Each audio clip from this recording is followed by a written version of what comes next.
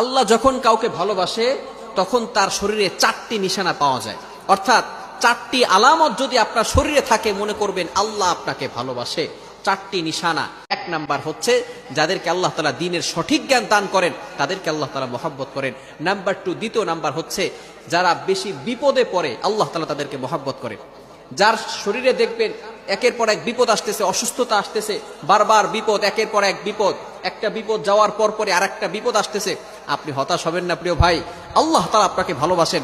এই কোটি কোটি মানুষের ভিতরে আল্লাহ তাআলা আপনার প্রতি ফোকাস করেছেন, আল্লাহ তাআলা আপনাকে ভালোবেসেছেন বিধায় আল্লাহ পাক রব্বুল আলামিন আপনাকে বিপদ দিয়েছেন। মনে রাখবেন নবীদেরকে আল্লাহ তাআলা বিপদ দিয়েছেন।